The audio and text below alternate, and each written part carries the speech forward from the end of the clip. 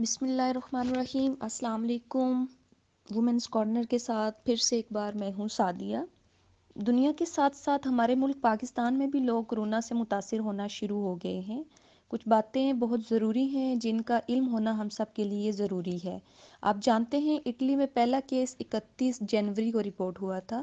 اس کے ایک ماہ بعد اٹلی کے اندر 150 کیس رپورٹ ہوئے اور آج وہاں 41,000 پلس کنفرمڈ کیس موجود ہیں، جس میں زیادہ تر لوگ ریکور ہوئے اور کچھ کی ڈیتھس ہوئیں۔ اسی طرح پاکستان میں پہلا کیس 26 فروری کو رپورٹ ہوا تھا اور مارچ میں 450 سے زائد کیس موجود ہیں۔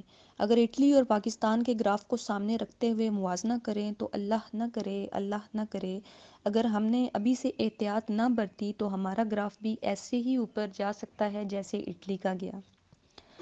کرونا وائرس کی وجہ سے پوری دنیا میں لوگ متاثر ہو رہے ہیں۔ اس وائرس کی وجہ سے ہر طرف ایک ہو کا عالم ہے۔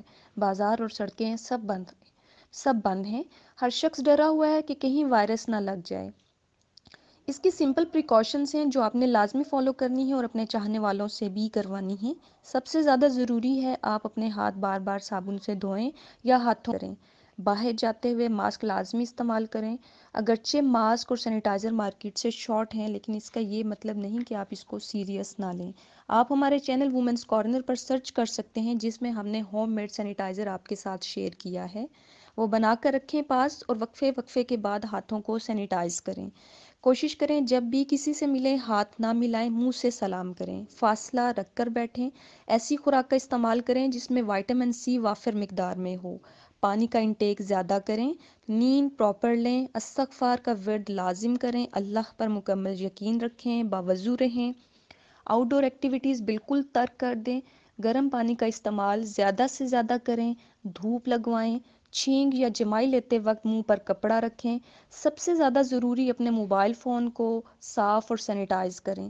دروازہ ہاتھ سے کھولنے کے بجائے کونی کا استعمال کریں۔ گاڑی کے دروازے پر بھی سینیٹائزر کا سپرے کریں۔ کسی کو پیسے دینے یا ہاتھ فوراً صابن سے دھوئیں۔ اجازت چاہوں گی اس بات کے ساتھ کہ اپنا اور اپنے چاہنے والوں کا خیال رکھیں۔